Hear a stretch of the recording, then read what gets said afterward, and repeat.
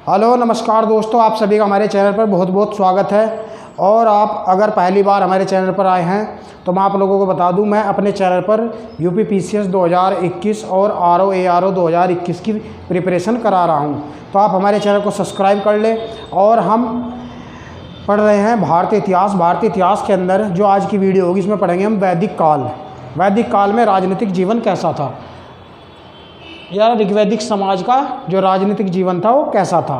तो हम इस पर बात करेंगे, कॉन्सेप्ट में बात करूंगा आपको, और साथ में कुछ जो इम्पोर्टेंट फैक्ट्स है वो भी आपको बताने की पूरी कोशिश करूंगा।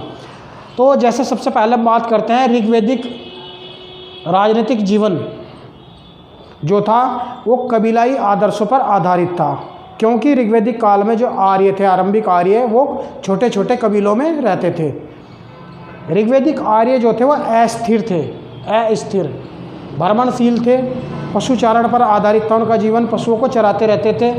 और सामाजिक जीवन भी जो उनका वो था कबीलाई था। किस तरह का था? कबीलाई जीवन था उनका, कबीलाई।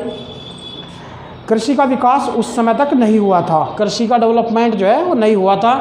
और पशुचारण पर आधारित था, उनका जो जीवन था वो पशुचारण पर आधारित था, जिसके कारण जमीन विशेष से उनका कोई जुड़ाव नहीं हो पाया था। और उस समय इसलिए उनका जो राजनीतिक जीवन था वो कबीलाई आदर्शों पर आधारित था। ऋग्वेद में कबीले को जन कहा गया है। क्या कहा गया है? जन। और आर्य कई छोटे छोटे जनों में विभक्त थे। ऋग्वैदिक आर्य शुरू में क्या थे? युद्धरत थे। आपस में क्या कबीलों की बनती नहीं थी, कबीलों की आपस में बनती नहीं थी। तो युद्ध की आवश्यकताओं के कारण उन्होंने कोई राजा चुना होगा। हालांकि ऋग्वैदिक काल में उस समय राजा या राज्य की कोई संकल्पना नहीं थी, और राजा और राज्य की संकल्पना बाद में उभरी उत्तर वैदिक काल के अंदर। क्योंकि उस समय लोहे का प्रयोग होना शुरू हुआ और कृषि का डेवलपमेंट हुआ, विकास हुआ। तो जमीन विशेष से आर्यों का जुड़ाव हुआ, आरंभिक आर्यों का। और उसके बाद राजा और राज्य की संकल्पना उभरी। ऋग्वेद के अंदर राजा को राजन कहा गया है। क्या कहा गया है? राजन, राजन। और एक शब्द और मिलता है, जन, जनस्य गोपा। इसका मतलब होता है कबीलों का रक्षक। राजा व राज्य की संकल्पना बाद में उभरी उत्तर वैदिक काल के अंदर। मैंने अभी बताया, जब लोहे का प्रयोग कृषि में होने लगा तथा कृषि का विकास हुआ, तब जमीन से आर्यों का जुड़ा हुआ, तो उस समय राजा और राज्य की संकल्पना उभर कर आई। लेकिन ऋग्वैदिक राजन जो होता था वो असीमित अधिकारों वाला राजा नहीं था। आज के समय की तरह उसके असीमित अधिकार नहीं थे, बल्कि राजा पर तो दो महत्वपूर्ण राजनीतिक संस्थाएं थी उस समय जो कंट्रोल करती थी, उनका नियंत्रण हुआ करता था। और उनका नाम है सभा और समिति। ये दोनों संस्थाएं कबीलाई लोगों द्वारा ही मिलकर बनाई जाती थी, और इसका पूरा नियंत्रण राजन पर होता था। उनका जीवन कैसा था? कबीलाई आदर्शों पर आधारित था। मतलब कोई सर्वसर्वा नहीं था उस समय, गणतांत्रिक थे, लोकतांत्रिक थे। उस समय का जो समाज था, जो भी होगा सबकी राय से ही होता था। तो इसका मतलब होता है कबीलाई आदर्शों पर आधारित। राजन के चुनाव से लेकर उसके द्वारा लिए गए प्रत्येक निर्णय पर समिति का पूरा नियंत्रण होता था। राजा के चुनाव से लेकर उसके प्रत्येक निर्णय पर समिति नियंत्रण करती थी। आइए अब हम समझते हैं कि समिति थी क्या। समिति थी क्या? इसका जो अध्यक्ष था उसको ईशान कहते थे, ईशान। ऋग्वेद में 9 बार इसका उल्लेख मिलता है। समिति का उल्लेख ऋग्वेद में 9 बार मिला है। और यह सभा से भी ज़्यादा महत्वपूर्ण संस्था थी। कबीले के सभी वयस्क लोगों द्वारा मिलकर बनाई जाती थी। इसके अंदर कबीले के सभी वयस्क लोग मिलकर बनाते थे। एक तरह से इसे जनसाधारण की आवाज़ को अभिव्यक्त करने वाली संस्था भी कह सकते हैं, जो राजन के सामने पेश करते थे। जैसे आधुनिक लोकसभा से इसकी तुलना की गई है। दूसरा हम बात करते हैं सभा। सभा का उल्लेख 8 बार ऋग्वेद में आया है। कितनी बार? 8 बार। ऋग्वेद में जिसका जितनी बार उल्लेख आया है वो इतना ही ज़्यादा महत्वपूर्ण माना जाता था, क्योंकि ऋग्वैदिक समाज या इसके इतिहास को समझने के लिए हमारे पास एकमात्र स्रोत है, वह है ऋग्वेद। तो ऋग्वेद में जो भी हमें डाटा मिला है उसी के आधार पर हम पूरा इतिहास पढ़ते हैं। तो आइए बात कर लेते हैं सभा। यह कबीले के बूढ़े और कुलीन मतलब अमीर लोगों से मिलकर बनती थी। सभा के अंदर जितने बूढ़े व्यक्ति और कुलीन वर्ग था उससे मिलकर बनती थी। इसमें वयस्क भाग नहीं लेते थे। ये इम्पोर्टेंट है कि इसमें कोई भी वयस्क लोग भाग नहीं लेते थे। ऋग्वैदिक काल में राजा का राज्याभिषेक भी किया जाता था, राज्याभिषेक। और एक शब्द हमें ऋग्वेद में मिलता है बलि।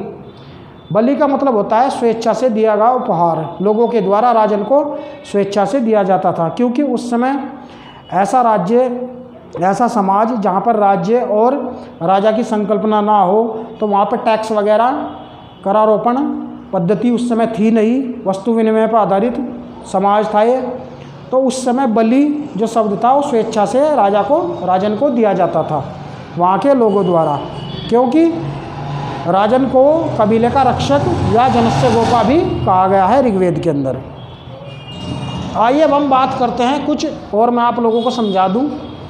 जैसे कुछ और महत्वपूर्ण राजनीतिक संस्थाएं मिली है ऋग्वेद के अंदर, तो उन पर हम बात करेंगे भी। जैसे कुछ महत्वपूर्ण संस्थाएं थी ऋग्वेद के अंदर, क्या क्या थी वो। ऋग्वेद के अंदर हमें जो भी डाटा मिलता है उसी से हम यहाँ के इतिहास को समझते और जानते हैं। जैसे कबीले को जन कहा जाता था। क्या कहा जाता था? जन मतलब कबीला। और जन जो है वो कई विषयों में विभक्त था। कई विषयों में बटा हुआ था। ग्राम में बटा हुआ था, कहीं गांव में, और गांव कुल में बटा हुआ था। कुल जन कबीले को कहा जाता था। फिर ग्राम, और ग्राम जो है वो कुल में बटे हुए थे। अगर हम इनके प्रमुखों की बात करें, जैसे राजन या जनस्य गोपा, अभी मैंने बताया कि जनस्य गोपा कबीले का रक्षक जन को कहा जाता था। और इसके प्रमुख विष के बोलते थे विषपति। विष का प्रमुख था। ग्राम का प्रमुख ग्रामीणी कहलाता था उस समय, ग्रामीणी। और कुल का प्रमुख था कुलप, उसको कुलप बोलते थे, कुलप या गृहपति भी बोला जाता था। तो जैसे मैं आपको समझा दूं, जैसे सपोज करो ये पूरा एक जन था, कबीला था ये। तो कबीला बहुत सारे छोटे छोटे विष के अंदर बटा हुआ था। विष बहुत सारे, आप ऐसे देखिए चित्र में,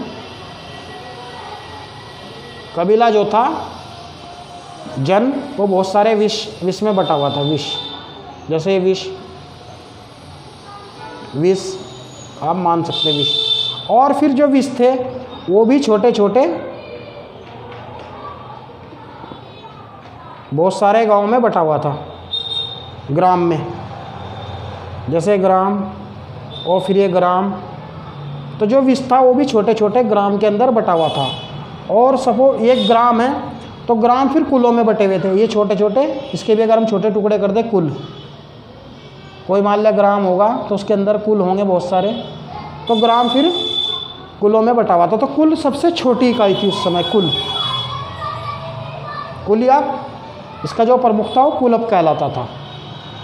तो अभी मैंने बताया कि जो दो राजनीतिक महत्वपूर्ण संस्थाएं थी जो राजन को कंट्रोल करती थी। और इनसे भी महत्वपूर्ण ऋग्वैदिक काल के अंदर एक संस्था थी जिसको कहा जाता है विदत। विदत जो है शुरुआत में जो है बहुत ही महत्वपूर्ण संस्था थी, क्योंकि ऋग्वेद में इसका उल्लेख 122 बार आया है। कितनी बार?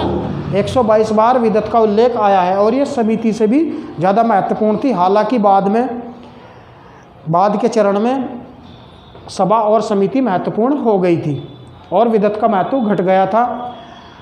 बाद के चरण में जो है सभा और समिति दो महत्वपूर्ण संस्थाएं उभर गई थी ऋग्वैदिक काल के अंदर।